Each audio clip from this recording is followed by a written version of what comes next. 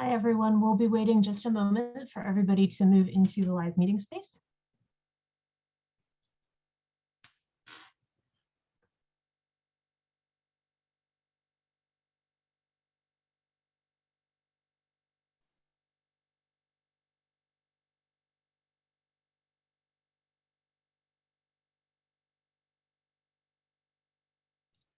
Thanks, everyone, for joining. We'll be just another minute while everybody gets into the live meeting space.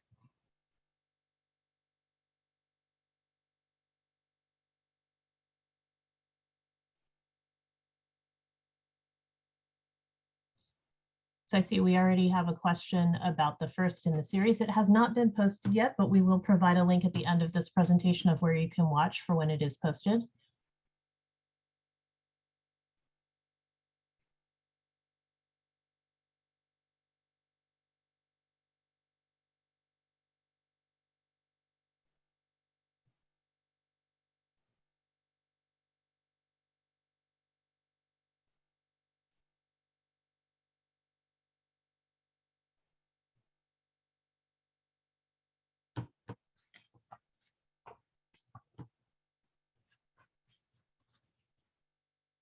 Thanks, everyone, for joining us. We're just going to wait another minute or two for everyone to get into the live meeting space.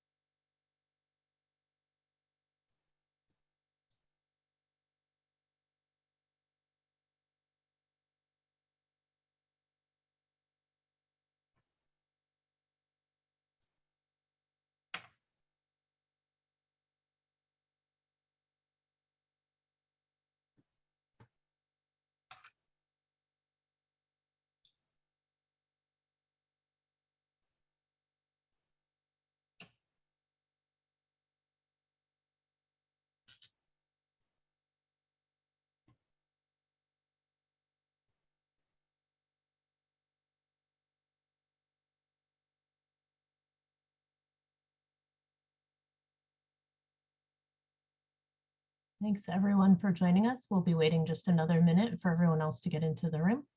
We have a large audience today, so it takes a minute or two for everybody to move from on hold into our live meeting space.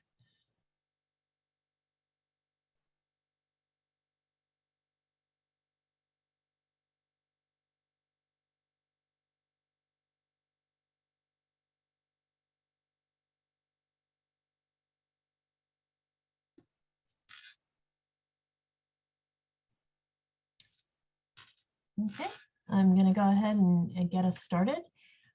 So good afternoon and welcome everyone to this afternoon's webinar, which is the second in our series on risk and safety assessment webinars, strengthening casework practice related to risk and safety. My name is Elizabeth Kramer. I'm with Child Welfare Information Gateway, and together with the Children's Bureau, we are co-sponsoring a series of 3 webinars related to risk and safety assessment. Before we get started, I just wanted to take a few minutes for some housekeeping items. First, all of your audio lines are muted at this time, except for our speakers. If you have a question, please enter it into the Q&A box. We will respond to questions at the end of the presentation. For those of you who are familiar with Zoom, there are 2 different places where you can enter content. One is the Q&A box, and that's where we'd like for your questions to go. And then we also have a chat box where you can chat within the group and also with the hosts and with the panelists. We would ask that you try to put your questions in the Q&A box so that we're sure to see them and to get them to our panelists at the end of the presentation. Sometimes the chats get a little bit busy and we don't want to lose a question in there. We are recording today's webinar and we will be posting it to the ACF YouTube channel in approximately 3 weeks. So you'll want to keep an eye on that, and we'll provide a link to that at the end of this afternoon's webinar. And I would also like to invite you all to please complete our survey. We will provide a link to you at the end of the webinar, and we'll also be sending a link out at the end of the webinar. We really do use the survey results to help plan our webinar content. In fact, this series was really driven by a need identified by the field through these surveys. So I really encourage you to give us your feedback on the webinar. At this time, I'd like to introduce our presenters today. Our first presenter is Christy Blanco. She currently serves as the Audit Operations Lead for the Unaccompanied Children Prevention of Sexual Abuse Audit Project in support of the Office of Refugee Resettlement. Ms. Blanco has over 19 years of experience in the field of child welfare in various roles, including direct service, leadership, professional development, policy and program development, implementation, and technical assistance. She has facilitated multiple statewide work groups with a focus on improving caseworker assessment practices and increasing agency capacity to ensure child safety. And she has also provided consultation and technical assistance in the development and implementation of statewide assessment review processes. Her expertise includes safety and risk assessment practices, CQI, and change management. Christy is joined by Ann Graham with the Child Welfare Capacity Building Center for States. Ms. Graham serves as a tailored services supervisor for the Center for States. She has over 20 years of experience in leadership, capacity building, administration, and professional development in child welfare. She has expertise in implementation, change management, CQI, and safety. In her previous work as the director of the Center for Professional Excellence in Child Welfare, Ms. Graham leveraged her expertise as an assessment worker and supervisor in her leadership and coordination of professional development team, providing workforce development opportunities to child welfare professionals. She worked closely with the New Hampshire Division for Children, Youth, and Families and local consultants to provide statewide training systems development and delivery to child welfare professionals. I'd like to thank you both for joining us today. And at this time, I'm going to turn things over to Christy to start our discussion. Thanks, Elizabeth. I'm going to quickly go over the agenda. Thanks everyone for joining us today in our discussion of casework practice as it relates to safety and risk assessments. Today, we're going to go over child welfare decision-making. Within that, we'll discuss some common variables and challenges, how these can lead to the use of cognitive shortcuts, and the impact this can have on work. We'll cover assessments, discuss the purpose and intended use of standardized tools, the need for ongoing and accurate assessment, and the child welfare worker's role in assessment. Cover risk and danger, discussing what each is, how they're different. We'll talk through some risk and protective factors. We'll talk through safety decision-making, we'll have some examples, and then we'll talk about elements of effective safety plans. From there, we will go into quality supervision, where we'll talk about what that entails, how child welfare workers can utilize supervision to best meet the needs and ways, best meet their needs, in ways for supervisors to ensure they're meeting their staff needs. We will have a resource slide at the end, and then we'll take questions. And just a quick note for you all, you'll hear Ann and I say from time to time that this resource is associated with what we're speaking about. It's hyperlinked on the resource slide of the PowerPoint, which will be made available to you all at the end of the call. All right, next slide, please. So before we jump into our topics, we wanted to get a feel for you, where you all are at when it comes to risk and danger. Tom, would you please launch the poll? So on a scale of 1 to 5, where would you consider yourself? 1 is, I am not at all confident that I understand the difference between risk and danger. And 5 is that I'm an expert in all facets of risk and danger. We'll give you a few minutes, see where you're at.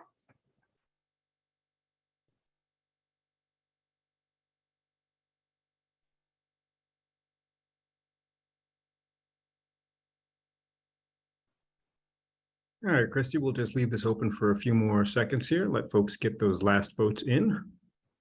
Great, thank you.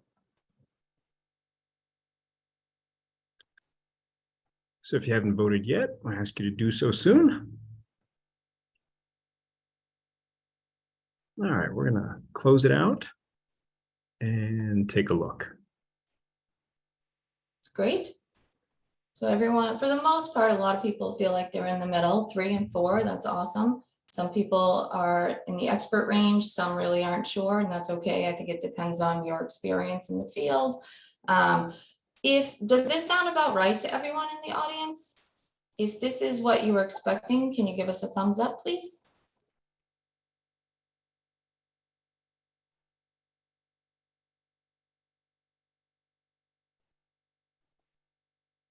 I see a lot of raised hands. We don't have a thumbs up feature, so. I'll But take- now we see him. Now we see him in the chat. There you go.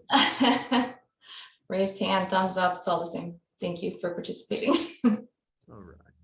Awesome. Great. Thanks, everyone. All right, I see lots of thumbs up. Awesome. I think Elizabeth will jump into the slide. Thank you. So just to set the foundation, child maltreatment is viewed as the consequence of the interplay of a complex set of risk and protective factors at the individual, family, and community, as well as societal level. Child welfare workers are charged with examining this complex interplay of risks and strengths that are unique to each referral in order to make decisions that significantly impact the outcomes for children and families.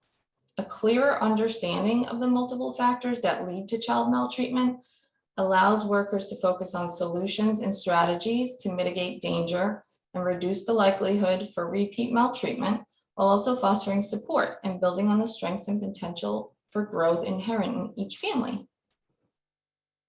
Next slide, please. So these complex decisions are influenced by a variety of factors, and they happen at different levels. We have on the screen the case level, the worker level, and broader contextual levels. The case level variables include characteristics of the maltreatment event. So for example, the allegation type, who the referring party was, the severity of the abuse or neglect, and characteristics of the child and family.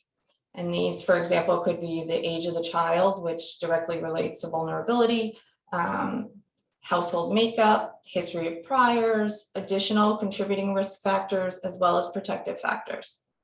When we have risk and safety assessment tools, they use these case level variables to aid risk and safety decision-making. But although the influence of case level variables on child welfare decision-making are some of the most thoroughly researched and most well understood, there are worker and context level variables that have been shown to impact the decision-making process as well. So at the worker level variable, we have caseworker experience, which can impact decisions, characteristics, and individual biases. There have been a number of studies that have found significant associations between these variables and patterns in child welfare decision-making. For example, some studies show that workers with more experience and higher self-rating of their skills are less likely to substantiate a case. And other studies suggest that workers who have experienced more adverse childhood experiences of their own are also less likely to remove a child. Context level variables include those at the agency and system level. These are variables that often can differ between jurisdictions and agencies, sometimes office to office, it depends. The larger ones at the systems level are access to services without a substantiated case. So is your agency one that can offer voluntary services? Because that might make a difference in whether you decide to substantiate a case or allow that to be voluntary and them to receive the services they can. The threshold for removal varies across jurisdictions and the climate and culture of the agency. Understanding these factors and the relationship to commonly used decision-making tools can help child welfare agencies use those tools with greater effectiveness. And the associated resource we have for that is decision-making in child welfare for improved safety outcomes. If you could change the slide, please. So in addition to all those variables we just talked about, child welfare decisions are made in complex environments with inherent uncertainty. So caseworkers have to conduct assessments and make decisions in the midst of strong family emotions with high expectations for accountability. And often child welfare workers are operating with limited time, resources, information, and available services for the families. This environment, along with the highly visible nature of child welfare decisions, can make consistent and effective decision-making challenging. High caseloads and pressure to come to safety decisions quickly may limit a caseworker's ability to collect sufficient and important information conducting these decisions. As a result, caseworkers at times are more likely to rely on cognitive shortcuts to help them make decisions. These include heuristics and individual biases, These cognitive shortcuts increase the likelihood of decision-making errors, but they also contribute to a larger issue that Anne's going to talk a little bit about now. Great, thanks, Christy. Persistent patterns of decision-making error can contribute to disproportionality within the child welfare system based on factors such as race, ethnicity, culture, and or socioeconomic status. A significant body of research has well documented the overrepresentation of certain racial and ethnic groups in the child welfare system relative to their representation in the general population. With disparities occurring at every major critical decision-making point along the child welfare continuum, implicit racial bias, known as unconscious attitudes and beliefs, and explicit racial bias, or overt acts of discrimination and prejudice, may impact families of diverse racial and ethnic backgrounds during the reporting, investigation, and substantiation and out-of-home placement phases of work. Vague agency definitions, as well as those combined with insufficient cultural responsiveness and cultural humility training and practice expectations for caseworkers, allow subjectivity and bias to enter into decision-making, which impacts children, youth, and families. These shortcuts, mental notes, biases and error and critical thinking compound over time to create persistent patterns of individual and organizational practice that further harm marginalized children, youth, and families. We must move beyond cultural competency training and commit to deliberate, individual, and systematic anti-racist approaches to child welfare practice. One of the resources that we attached is child welfare practice to address racial disproportionality and disparity from Child Welfare Information Gateway. Check that one out in the resource slide. Next slide, please, Elizabeth. Thank you. So assessment tools alone are not enough.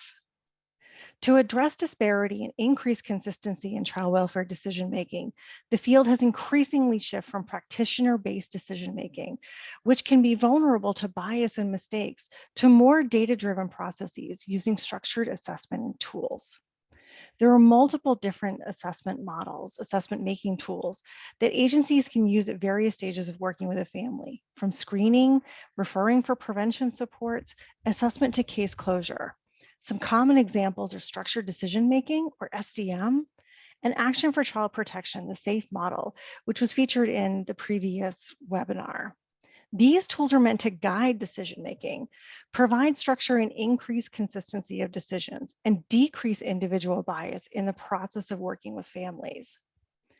The use of valid and reliable risk assessment tools can help guide caseworkers assess safety and risk in families and reduce the bias and error in decision-making. Caseworkers who are working in organizations that have detailed and culturally relevant guidelines about what constitutes maltreatment may have an easier time for controlling bias. We know that poverty disproportionately affects communities with families of diverse racial and ethnic backgrounds. A critical step towards reducing racial disproportionalities in the child welfare system involves agencies issuing guidance and using culturally informed assessment tools that can help workers distinguish between poverty and neglect, and caseworkers applying that guidance in addition to assessing their own biases ongoing. It is important to note, however, that not all standardized tools have been sufficiently tested on children and families from different racial and ethnic groups. And these untested tools may actually introduce bias into the assessment process. They do not replace critical thinking. They do not replace good casework. Rather, they are designed to supplement solid practice. When used alone, they do not provide workers with a comprehensive picture of the family or help them engage in problem solving. Ideally, the integration of these tools, guidance, and clinical judgment allow child protection agencies to utilize data in the context of each family in their own unique situation. A resource associated here is the showcase of safety outcomes and decision-making approaches from the Child Welfare Capacity Building Collaborative. Next slide, please, Elizabeth. Thank you. Caseworkers assess and reassess the risk of children who come to their attention initially and ongoing throughout the life of the case, and in their involvement with families to successfully mitigate the challenges that brought them to the attention of the child welfare system, and inform decisions about supports and services that will help families strengthen their capacity to care for their children. This includes assessing prevention-related needs and supporting the connection of families to community supports. If done well, the assessment informs solid decision-making on safety and permanency and child well-being. Accurate and ongoing assessment is critical throughout the process. Children, youth, and families rely on the child welfare field to complete accurate assessments to help children stay in their home or determining best practices in reunification and supporting child well-being. Assessment validity is crucial for appropriate safety planning to occur. Continuing to assess safety and risk throughout the span of engagement with the family is the obligation of the child welfare system involved with the family to ensure that children remain safely in the care of their parents and family whenever possible and are reunified when safe to do so. Accurate assessment is critical to systems level efforts to help organizations determine who are child maltreatment victims, whether there are disparities in maltreatment and practice, and whether the systems can best allocate resources within the agency as well as the community. At the systems level, accurate assessment allows agencies to understand factors, contexts, mechanisms associated with child maltreatment and target community resources where needed. Take the time to prepare when you're about to support and reach your time with your children, youth, and families that you work with. Consider using a worksheet such as the Quality Contact Caseworker Activity Sheet noted in the resources slide for you. And think about what you'll need to prepare before that contact with a family, during that contact, and after. Thanks, Christy. If you could share more information, that would be fantastic. Oh, that's my slide. Never mind. Child protection staff must remain aware of the impact that disproportionality and racial disparities has on families involved in child welfare. This includes the impact of historical trauma that the child welfare system has had on families of color and poverty. Continuously work to understand their personal biases, its impact on decision-making, and commit to anti-racist practices. Ensure decisions are driven by ethics and safety while focusing on the goals of providing support to families. Partnering with families, empowering families, and working towards making families stronger. Involving families in the assessment and the decision-making can support positive outcomes throughout the engagement with the family. Caseworkers have a responsibility to recognize and value the diversity of families that they serve and to understand cultural competency and cultural humility as an ongoing process rather than an end product or a point in time activity. Caseworkers' behavior towards families can significantly increase the chances that positive relationships will develop and continue. The caseworker's role is to empower individuals to identify, develop, use resources that will support strengthening factors, as well as identify and leverage resources that are going to support the family. This requires avoiding seeing families as victims, instead helping them discover their strengths, their protective capacities, their formal and informal supports, as well as resources that can help resolve child protection concerns. Practicing empathy allows caseworkers to have a full and complex, unbiased understanding of the families that they work with, as well as the goals of those families. Again, the resource from Quality Matters, improving caseworker contacts with children, youth, and families from the Capacity Building Center for States, also in your resources available, will be another great place to look for additional information. Christy, this seems like a great time to dive further into danger, risk, and safety. Thanks, Anne. So you heard Anne talk about accurate and ongoing assessment.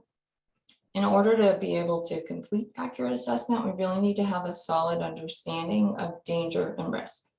So first and foremost, we need to recognize that danger and risk are not interchangeable terms.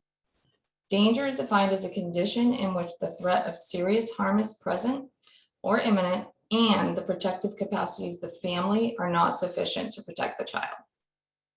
Danger applies to the need for action, and based on the immediate or impending threat of harm to a child, it will vary what that action looks like.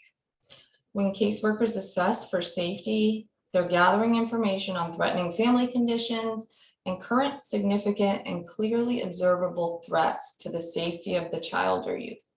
They're doing the same thing, gathering and analyzing information regarding the child's vulnerability and protective factors of the family. Risk, on the other hand, refers to the likelihood of future maltreatment to a child, even when immediate safety threats are not present. Risk is also represented on a continuum from low to high, which is different from danger. When caseworkers assess for risk as opposed to safety, they're collecting and analyzing information to determine the degree to which key factors, those risk factors or protective factors, are present in a family situation that increase the likelihood of future maltreatment to a child. Both safety and risk assessments are foundational to identifying the issues facing a family, designing a plan, and providing services to support the family in addressing the issues. And without accurate assessment, it's going to be difficult to do this. Next slide, please. So in order to better understand risk and danger, we thought it would be useful to look at some examples and then, of course, use some polls and ask you some questions. On the right side of the slide, you can see all the risk factors that are associated with heart attacks. So we have diabetes, high blood pressure, overweight, smoking, high cholesterol, family history. So same as in child welfare, and the medical model now, a medical professional will gather and analyze these risk factors and use these to determine an individual's risk level for a future heart attack. The more risk factors someone has and the less protective factors, the more likely they are to have a future heart attack. If someone is deemed at high risk for a future heart attack, though, this does not mean that they will have a heart attack because the risk factors can't predict that for certain. And that's the same in child welfare. Simply saying they are more likely or less likely than someone else. Also, just in child welfare, medical professionals will take this information that they've learned after gathering, analyzing, then they'll provide services, interventions, resources to reduce that particular individual's risk for a future heart attack.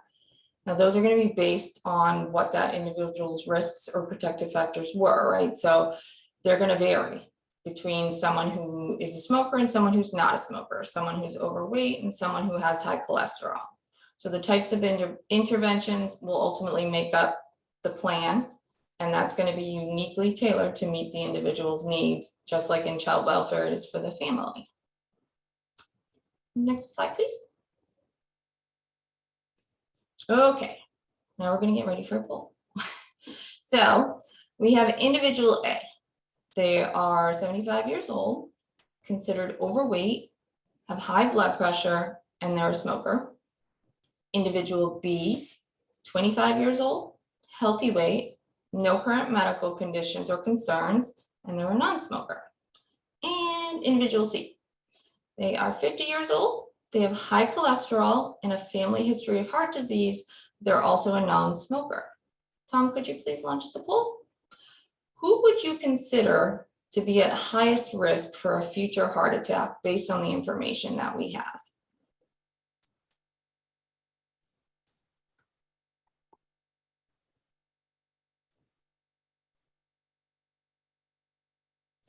All right, Christy, this is a pretty easy poll for folks to complete. So we'll give folks a few more seconds here to get those votes in. Sounds great.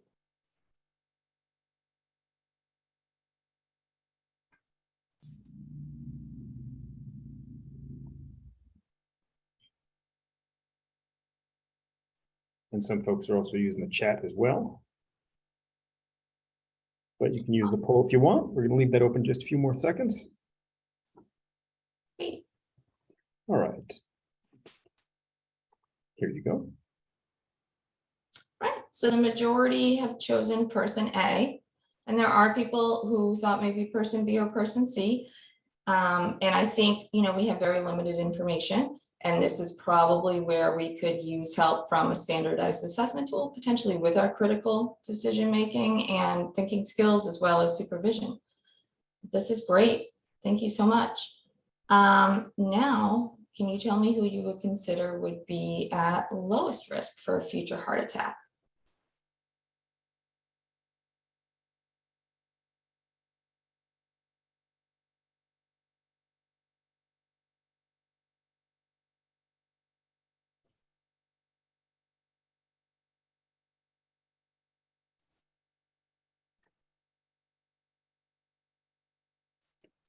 All right, Christy, no surprise. We've got a lot of quick answers that come through.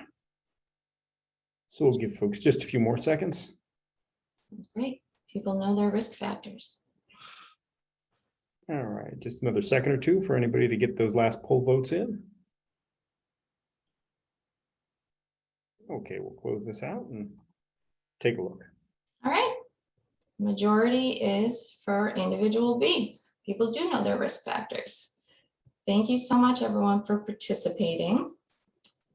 And we will go to the next slide, please. Now, if we use the same situation, we're going to talk a little bit about danger. So on the slide, you can see the common warning signs of heart attacks. And the first thing I hope everyone will note is that they're different. They're not the same as the risk factors that were on the previous slide. Here we have lightheadedness, nausea, vomiting, jaw pain, neck pain, discomfort in the arm, pain in the chest, shortness of breath. So if someone were to present, an individual were to present with these symptoms, it's really not going to matter to the medical professional what their risk factors were that we just talked about. You know, it could be individual A, who the majority said had the highest risk factors. Sure, if they come in, they say this is what's happening, they're likely going to take action and send them to the emergency room.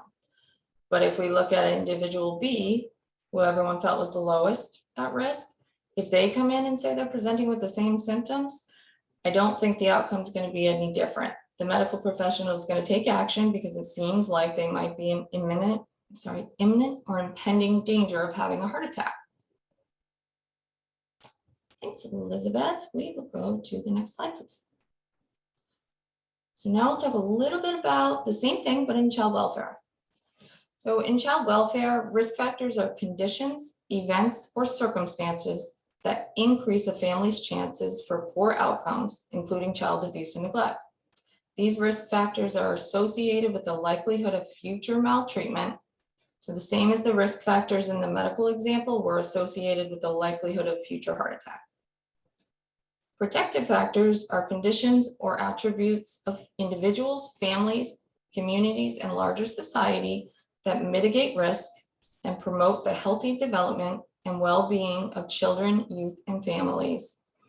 Protective factors such as concrete supports and social connections help parents build safe, stable, and nurturing relationships and environments for their children. And when you're completing accurate assessment, it's critical to look at both the risk factors and the protective factors. So there could be a multitude of risk factors, but the protective factors could outweigh it, or they could offset it. So we really need to take into account all the strengths of the family, as well as their areas for need. Some of the examples are up here on the screen. You can see risk factors, and this is just a few, but substance abuse, social isolation, financial stress, domestic or family violence, a history of priors with the division, a history of maltreatment, mental illness. And then the overarching protective factors are nurturing and attachment, knowledge of parenting and of child and youth development, parental resilience, social connections, concrete supports for parents, and social and emotional competence of children.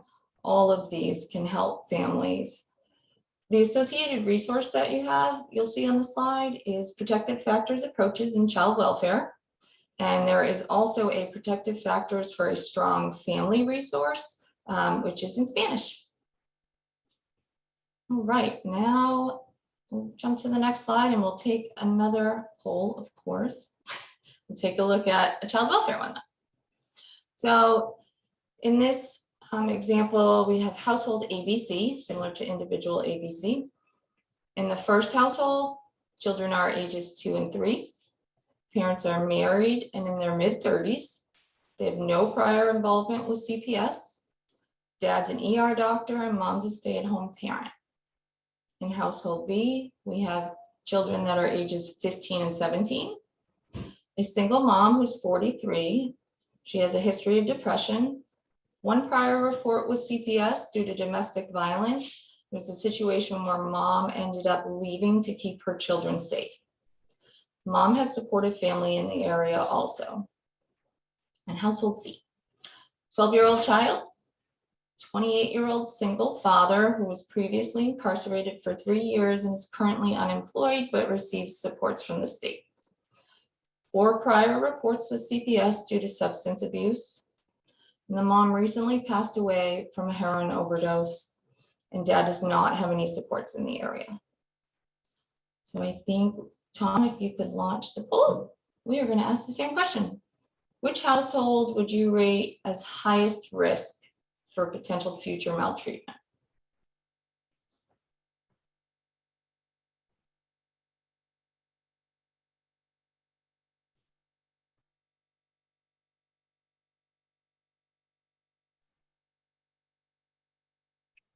All right, Christy, folks are getting in their votes in.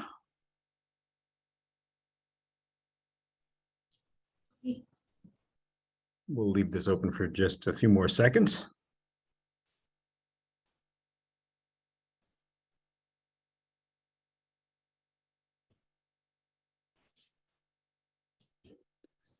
All right, get those last votes in if you can. And we'll close this out and take a look. Great. The majority is C. Again, this audience knows their risk factors. I'm going to ask, who would you say is the lowest risk? If you don't mind launching the poll, Tom. Or which household, I'm sorry.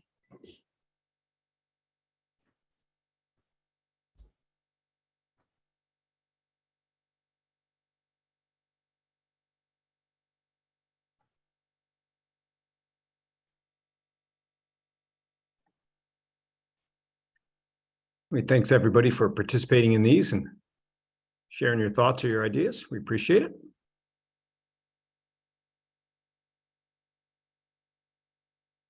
And we'll leave this open for just a few more seconds.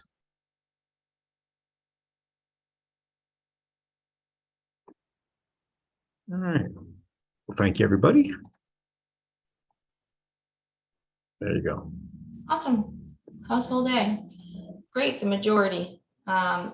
Yes, that's fantastic. Just looking at the surface, of course, what we have listed here, I think the majority felt like household A would be at lowest risk.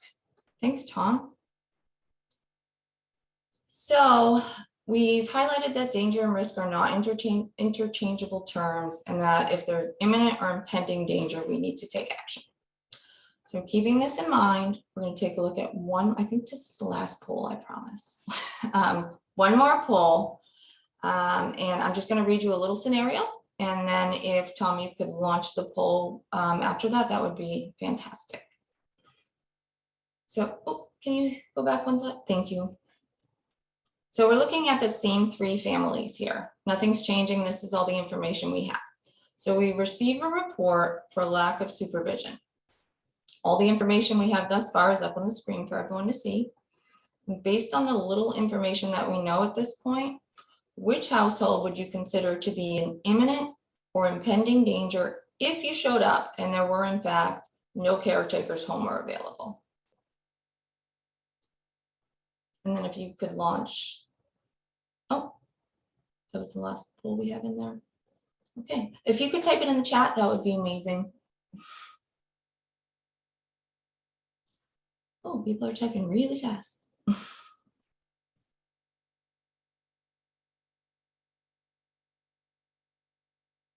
Awesome. Give everybody just another minute.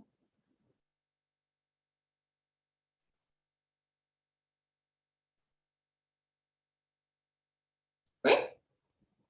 Sorry about the poll, but I've been looking at the chat. I'm sure everyone can see it, and the majority seems to be pretty consistent with household A. Yep, and someone actually just wrote ages of the children.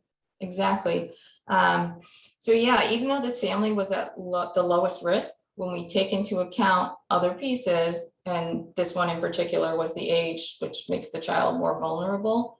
And that was probably the one factor that weighed out the most in making them the household that was at imminent risk, or I'm sorry, in danger. All right, let's change the slide, please, Elizabeth. Thank you. So let's talk about what's involved in safety decision-making, which is part of what you all just did. A safety decision is a determination of whether a child is safe or unsafe. So to make this determination, caseworker identifies the factors that directly affect the safety of the child, and then weighs or balances those factors directly affecting the child's safety against the family or caregiver's protective factors to determine if the child is safe. The safety decision guides the course of the action the child welfare agency takes when providing services and supports to the family, which Anne had touched on earlier, again, with accurate assessment. This is why it's critical. A decision of safe means that there is an absence of safety threats or protective factors are sufficient to assure protection. A decision of unsafe means that the threat of serious harm is present or imminent, and the protective factors are not sufficient to protect the child without CPS intervention, which means the caseworker needs to take action. So there's more than one option when taking action. I'm sure everyone has talked about this before, and different agencies use different terminology. It might not be safe and unsafe. I know some agencies use conditionally safe when they're involving safety plans, but we're all sort of talking about the same situation. So I want to run through a little bit about how you get there. So recognizing that the goal of child welfare, of course, is to keep children in their home whenever it is safe to do so. The child welfare worker must then make an intervention decision. So we made the safety decision, like in the last example, that, okay, those children aren't safe at the moment. So now comes the intervention decision. This, sorry. The intervention decision, sorry everyone. This is where they're deciding what services need to happen. They have to take multiple things into account, of course, but they're referring to the action taken to address the presence of this harm or future risk of harm. So the first step for the caseworker to decide is if an in-home safety plan and continued CPS intervention will address the safety threats. So to determine this, they must assess what interventions and services are needed to address what those safety threats were, what intensity they're needed at, like how many times a week, for how long.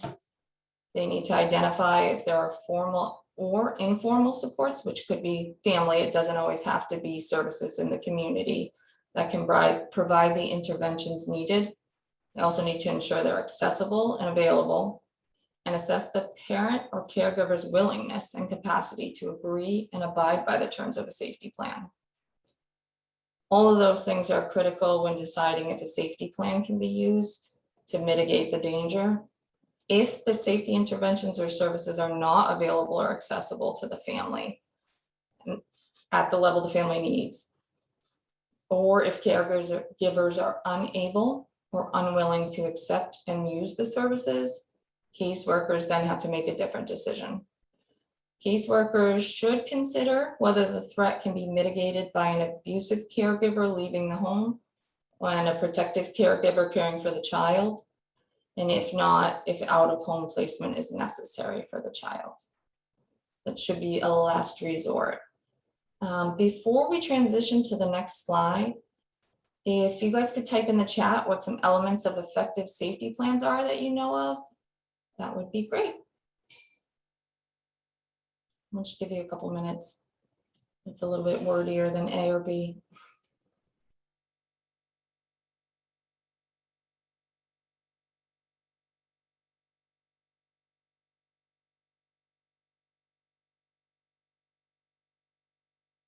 just call out some things as I see them. I see a lot of collaboration, which is awesome. Written, monitoring, natural supports. Yep. Let's be clear about what everyone's doing. Yeah. I was going to say, Christy, I see some clarity also. Great. Specific, I see Yes. also. Everyone agrees, consensus. You guys are hitting everything. Detailed. Yeah, these are great.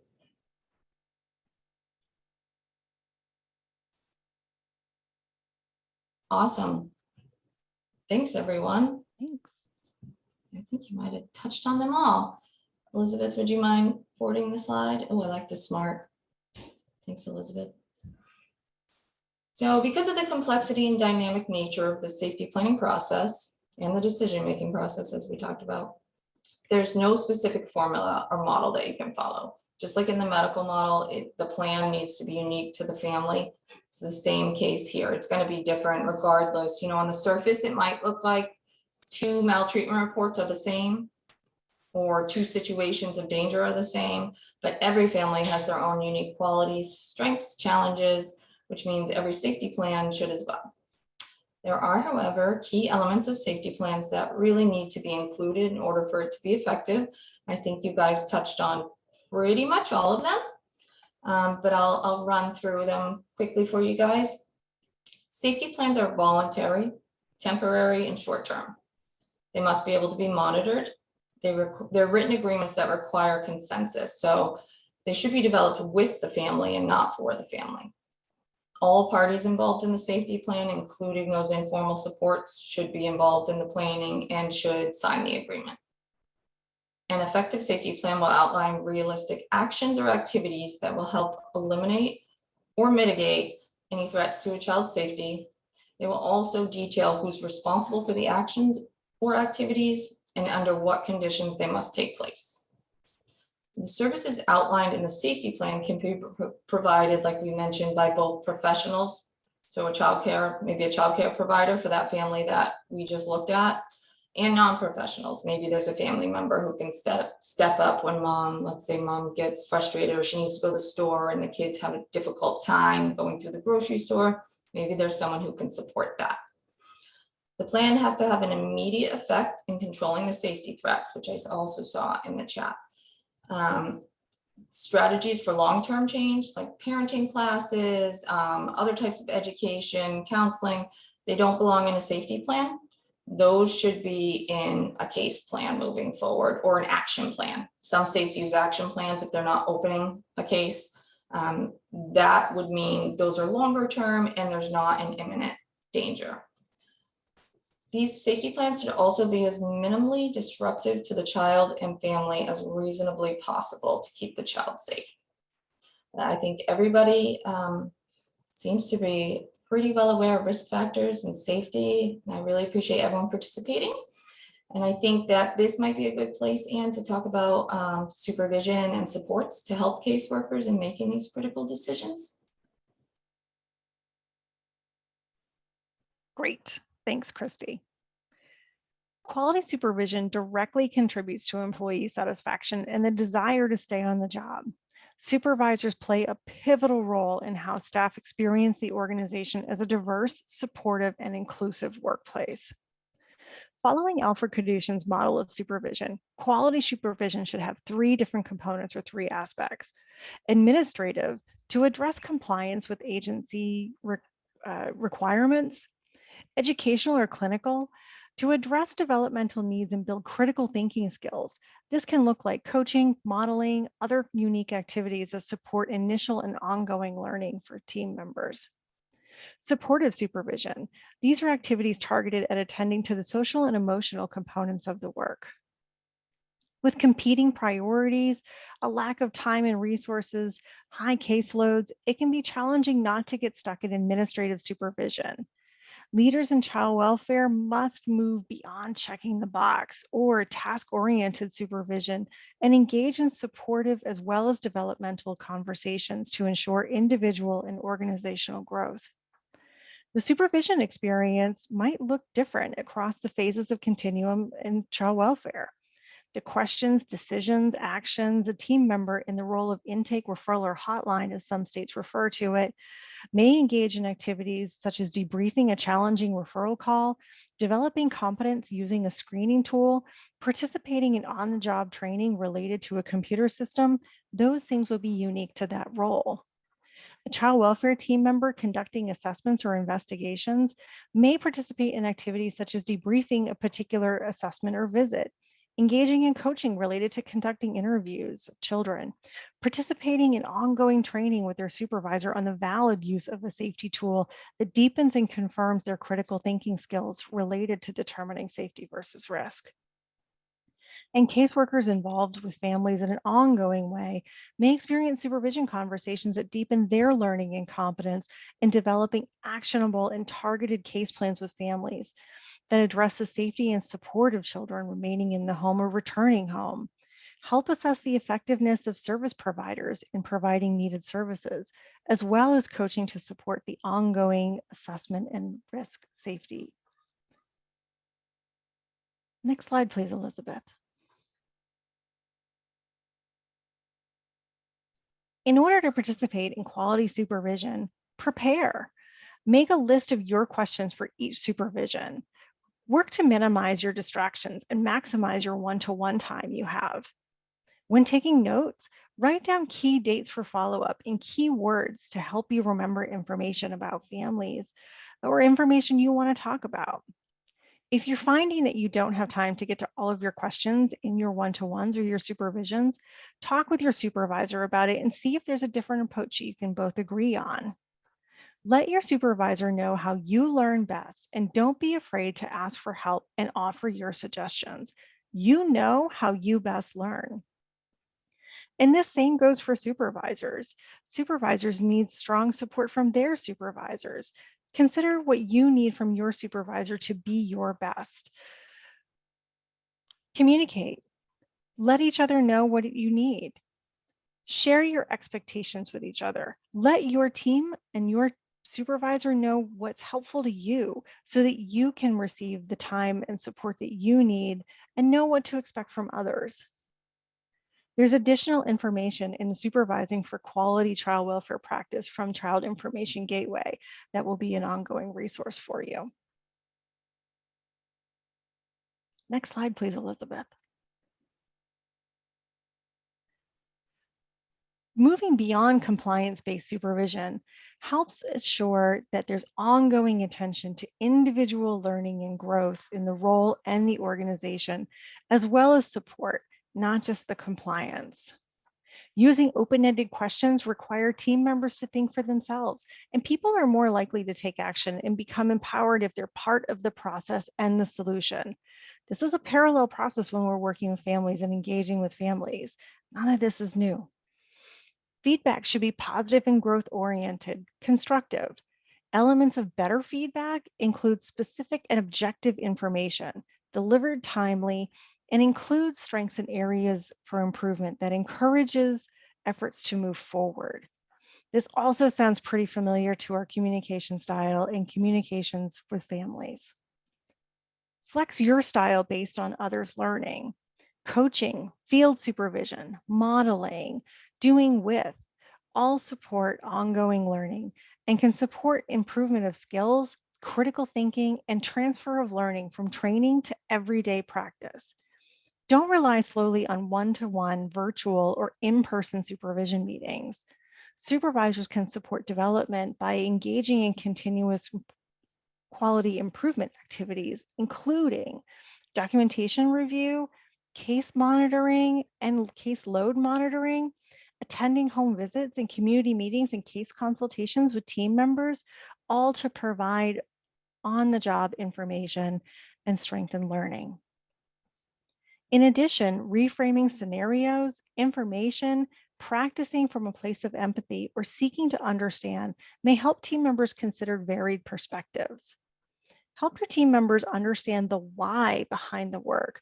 Let folks know the bigger picture and their role in the work, which helps team members better understand what is being asked of them why and how their activities and their roles impact others in the organization and ultimately families.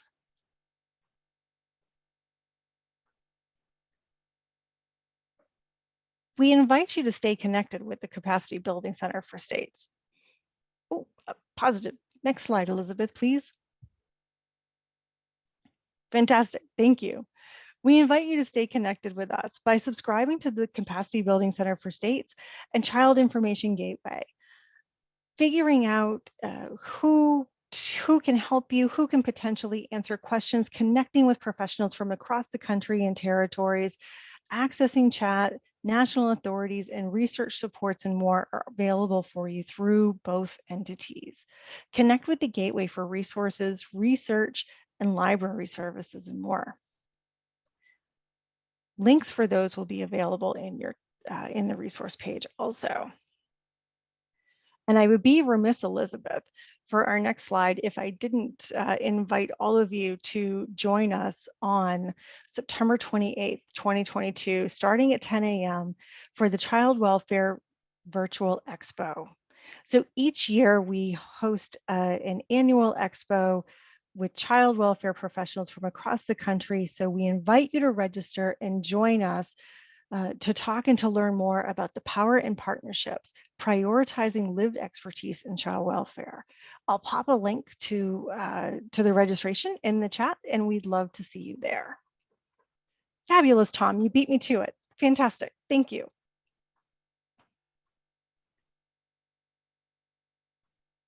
Okay. Could we go to the next slide, please? Thanks so much. So I know you heard us reference this multiple times throughout the presentation, but these are all the resources that we referenced here on the slide. You will get a copy of the presentation after it ends. I'm not exact, it might be emailed. I think someone else might be able to tell you better than me, but they're all hyperlinked. And I think now, one, just want to thank you all. And two, we're going to take some questions from everybody.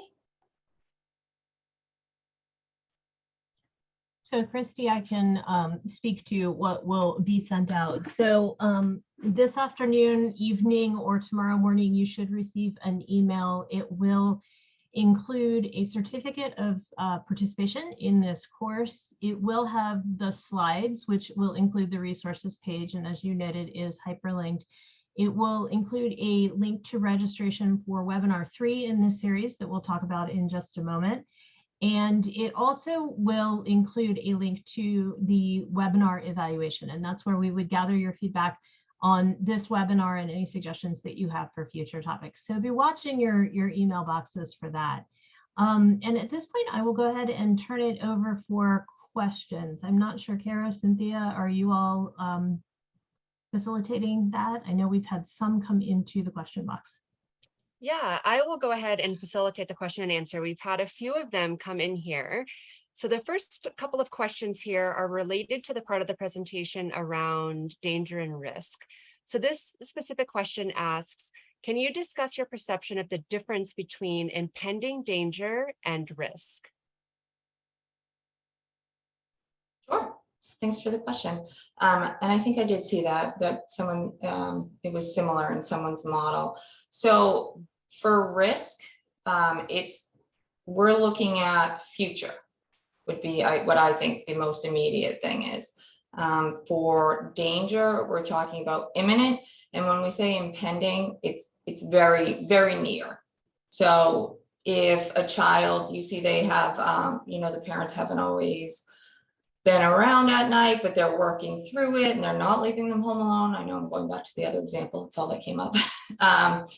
And they have been on board and fine for a while. Some of those things that you'll think about was the fact that it happened previously, that they may have had resources and they didn't use them until we connected them or talked with them about a safety plan. So their risk would be higher than someone who's never had that same situation. But it doesn't mean the children are in danger right now. They'd be in danger if they were home alone and you showed up. Does that help? Or, it doesn't work exactly the same for other examples, but when I say impending, it's the very near future unless some sort of action is taken. Okay.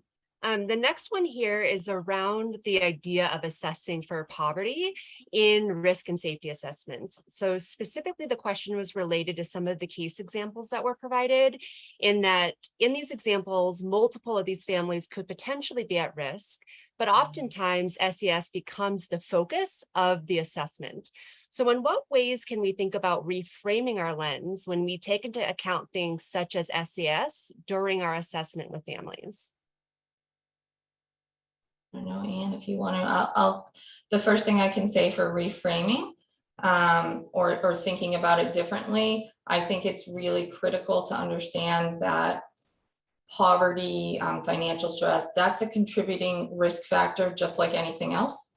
A family that's very wealthy could very well have multiple other risk factors. And a family that doesn't have all the same resources may have a lot of protective factors, or they're just able to care for their child. I think the most important thing to say is that poverty or socioeconomic status lower does not equate to neglect. Yeah, Anne, more to add? absolutely, Christy. Thank you. It makes me think about an instance where I was working with a new team member who had done work in another state or another jurisdiction, who was newer in the office, and I went to the home visit with her. It was a father with 3 little boys, and they were living above a barn. And that particular worker was really upset about the conditions that were there.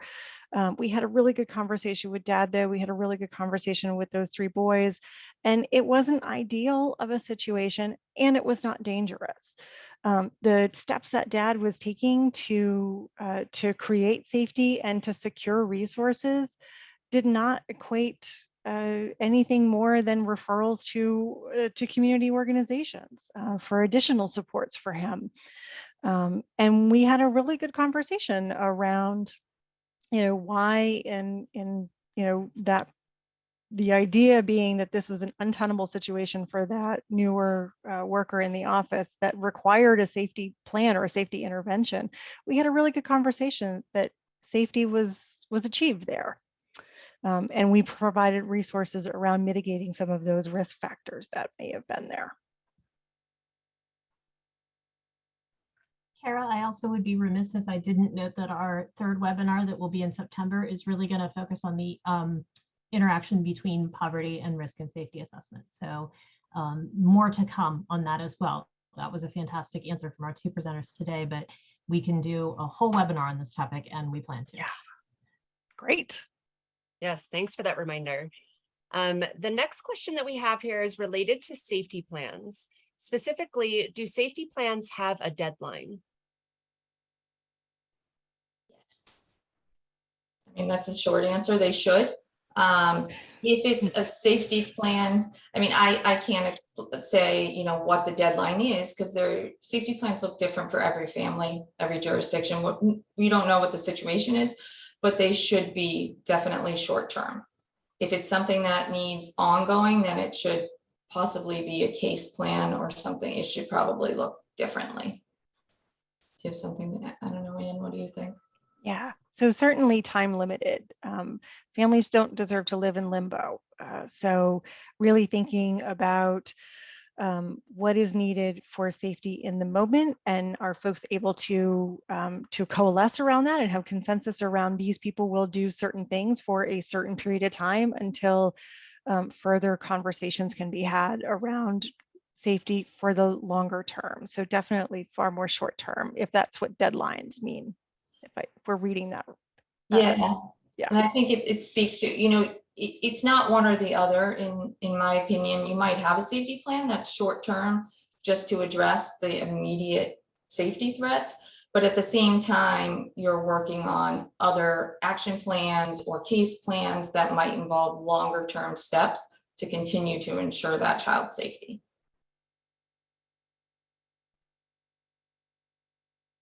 Okay, those were incredibly helpful. I have a cluster of questions here now specifically related to supervision. The first one is around how frequency. So how often should supervision be held? I mean, Mm, from my experience weekly, but I'm sure it probably looks different in different agencies. And what do you, any thoughts? And and it could depend on the experience level or the needs of the worker as well. I would agree, Christy. I would say if I'm a newer team member, weekly supervision is going to be helpful to help me put the pieces together around what I'm learning and training, what I'm seeing in the field, and what the work looks like on the ground in the community that I'm working in. As a more seasoned person, perhaps if you've been here for some time, for a few years, then perhaps it's every other week that you have real, true one-to-one time with your supervisor, so that you're sure that you are continuing to grow and you're getting your needs met and the questions asked and things like that. And maybe you have some separate check-in time around some of those administrative supervision, but that you do have your time around your development. That is related to a similar question.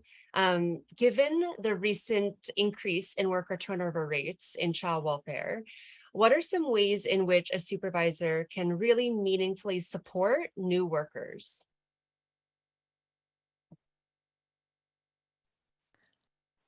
I would say it really is time, providing that time, that one-to-one time for folks that is protected to the best of its ability. So again, back to the slide around really working to minimize distractions.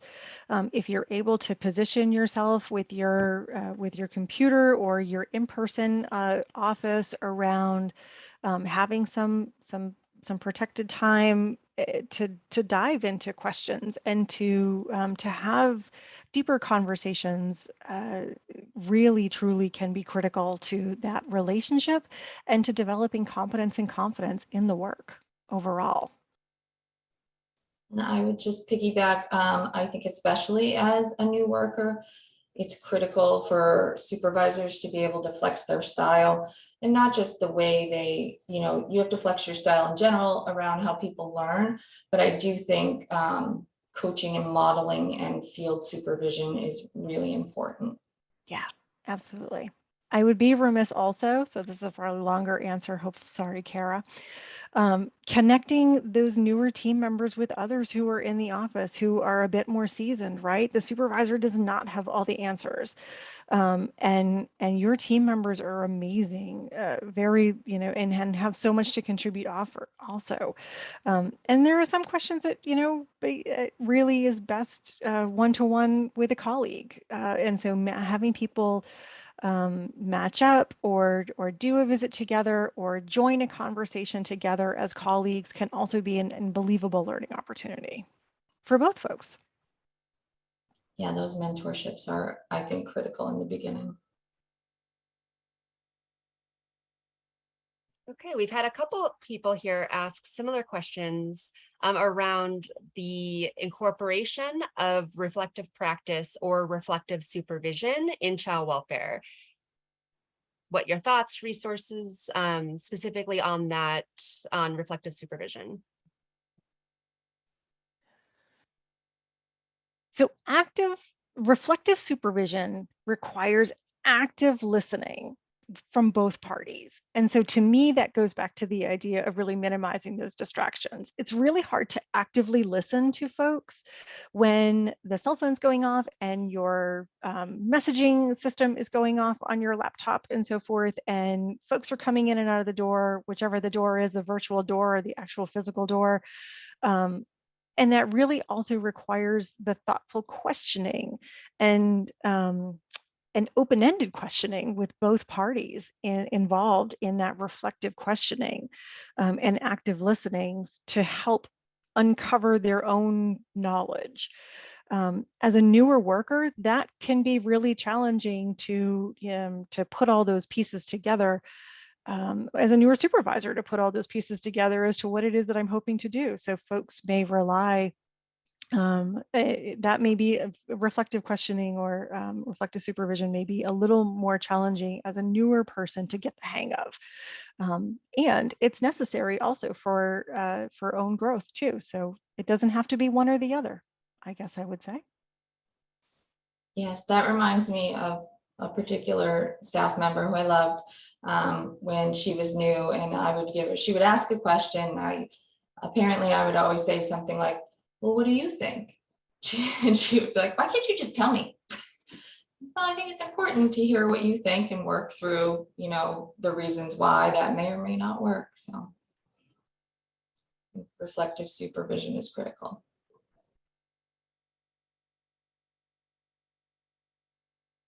Okay, this is another supervisory related question. Often in child welfare, workers get promoted into supervisory positions. What are some ways in which workers can prepare for this transition? What if they get promoted from worker to supervisor?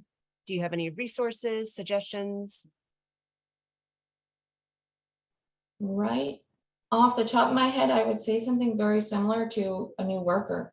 I mean, a mentorship, someone that maybe was a leader for you that you really admired, going to them, asking questions, taking one-on-one time with them. The other thing I guess I would say is it does require a shift. The director of where, actually both of us used to work, would always say a super worker does not make a supervisor. And I think that is absolutely true. On top, you know, you can know all the ins and outs of child protection, but being a supervisor requires you to do all these extra pieces, being able to manage people, being able to flex your style. So I really just think it's something that you need to learn. I don't off the top of my head have any resources. I am sure we can find some. Yes. Sam? So Shelby just popped up. NICWE's online resources are fantastic, and I was going to suggest resources through NICWE also. And so NICWE is the National Child Welfare Workforce Institute. It's a mouthful, but they have fantastic information on there around supervision and around leadership. So you can poke through there and see what might fit there.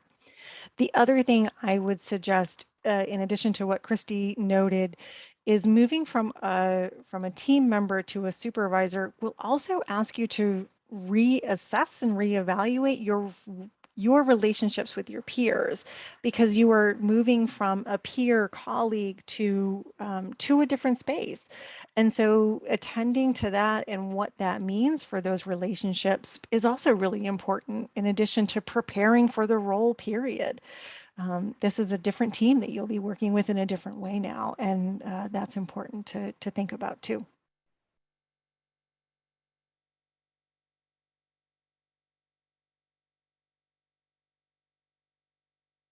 The next question here is around the intersection between supervision and protective factors. I know that we talked a little bit about that in the presentation.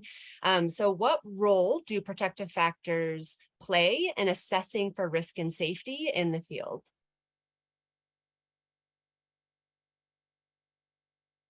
So protective factors play a big role, actually. It's when you're assessing for risk and safety, you're weighing both out. You need to determine what the strengths of the family are, what their abilities are, their capacities, and also the risk factors. You can't look at them in silos, because that's not going to answer whether someone's in danger or they're at risk. If I think I'd mentioned there could be a slew of risk factors, but really the protective factors might outweigh it, and the children are fine. And the same is true for when you're deciding if a child's safe or unsafe. The first thing you're looking at is, I mean, it could be something as simple as, I think Ann and I were talking about this before, and I don't know if you mentioned it today, but you know, you go into a home and there's a wood stove there and there's nothing around it and there's small children. You talk to mom and dad and they're more than willing to go and get a gate or something like that. I mean, they have that ability and they're willing, so it mitigates the danger, and that's what you're looking for. Their skills, their knowledge, building up on that to help them mitigate the danger rather than us always doing it for them.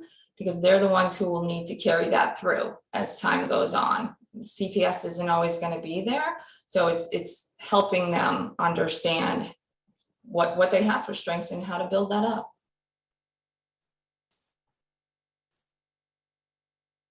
I'm not sure how, I might have missed the supervision part, in all honesty. Was there another part to that?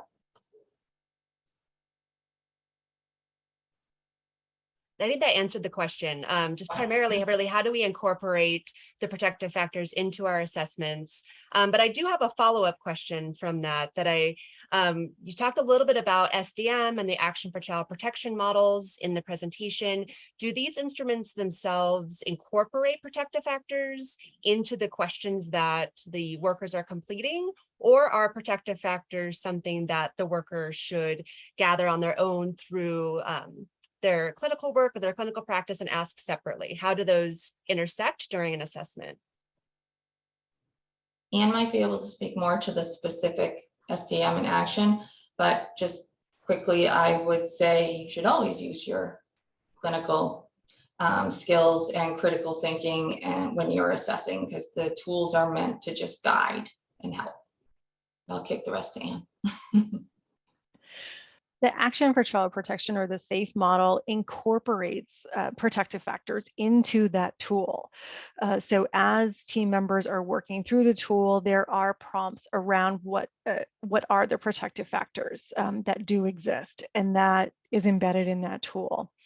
The structured decision making, or SDM tool, has a prompt around protective capacities or protective factors, whether they're present or not. And also really more so rely on the clinical judgment. That leads itself well into the next question that I have here. So a worker is out in the field, they collect all of this information through their clinical judgment, through their risk assessment instrument, and they're finding that what they are seeing clinically might be misaligned with the risk rating that they are receiving on their risk instrument. So in what ways could a worker use supervision in order to help make a decision about how to proceed forward with that misalignment?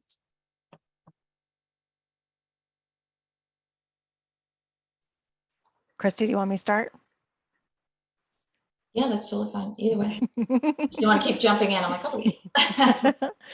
oh. So certainly taking that time to walk through the tool together and understand, have a conversation about what information helped that team member arrive at that decision or at that conclusion around the particular question that the tool is asking. So as a supervisor in the field, I would ask my team members to tell me all about the visit. So supervision sometimes took a little time. So I'm sorry, team members who I took too much time for in the past. But I really wanted to be there, and I wanted to know what it was that they saw, what it was that they heard, what the conversations were. And so that then helped inform how those tools were used, and whether or not they did in fact match. And so having those conversations about the particular questions, I think, can be powerful in also validating the questions too. Yeah, I would agree completely.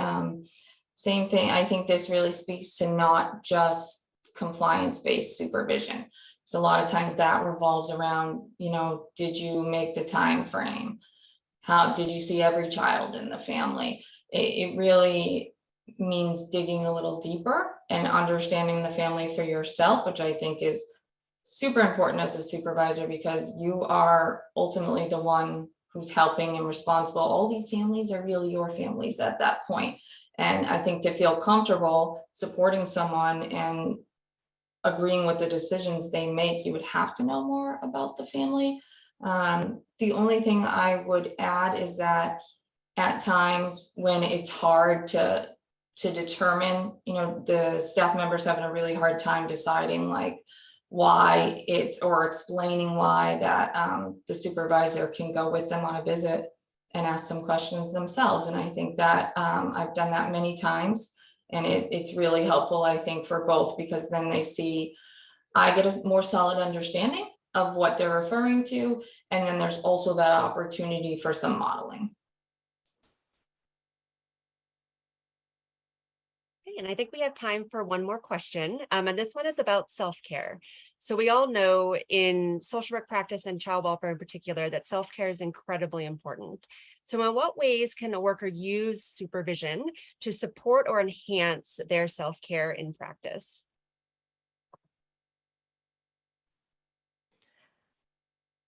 Ask. I mean, I know it sounds so simple. Don't open supervision or your one-to-one conversation with the first family at the top of the workload. Check in with each other. How are you doing? How are you finding this work? What are you doing this weekend? How was your evening last night? Really, truly, it sounds incredibly simple, but the genuine interest as humans of our team members it really goes a long way. And again, it sounds very simple, but really attending to your well-being and asking about things that people are doing in the off time that fill their cup back up is incredibly important also. I completely agree. Yep, seems simple, but I think asking those questions is critical, but also asking them in a way to find out, where they might be struggling, where they're excelling, what are you finding the most valuable about this work? Where you're really having a difficult time, like that can open the door to helping with that self-care and what needs to happen. Thank you. That was wonderful. And I'm going to go ahead and turn it back over to Elizabeth. Thanks, Kara. So we have mentioned that, or I have mentioned several times that this webinar is one in a series of 3. We held our very first one on June the 28th, and it was Risk and Safety Assessment 101. Our presenter was Teresa Costello from Action for Child Protection. And this will be posted on childwelfare.gov in the next week or so. So please keep an eye on this page if you'd like to go back and view that recorded webinar. And then our third and final webinar in this series is Safety and Risk Assessment 201, Equity and Risk Assessment. And that is on September 27th, 2022 from 2 to 3:30.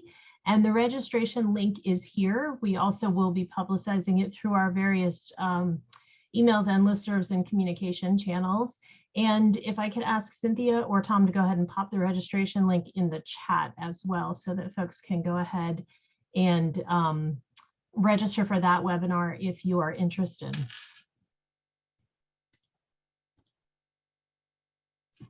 I've also mentioned several times that we have a survey available that you can access via this link or via the barcode on the right-hand side. I also will be sending a link to the survey in your follow-up emails. I would ask that you really take just a few minutes to complete the survey. It's quite short, but we get a lot of really valuable information from it that helps us plan for future webinars. So please take a few minutes and give us your feedback. I think with this, I'd like to go ahead and thank Christy and Anne for this presentation today. It was fantastic. All of these webinars leave me feeling like, wow, we could do an entire semester on just this topic. So you managed to pack a lot of information into both the formal presentation and your response to the Q&A. So thank you so much. I know how much work goes into these, and we really do appreciate you sharing your wisdom and your knowledge with us. Cynthia or Kara, did you all have anything else that you wanted to close with? No, I just wanted to thank everyone for being here in attendance. I know it's always hard to take time out of your days to be present for these webinars. And again, I really wanted to thank Anne and Christy. You both did a wonderful job, and this topic is so incredibly important to the field. So thank you again for your expertise and for putting on this wonderful webinar. Okay. Cynthia, any closing words? No, just thank you. And we look forward to hosting the third webinar next month. Fantastic. Well, thank you all. I hope you all have a wonderful afternoon, and thank you again for your participation. Thanks, everyone. Thanks all. Take care.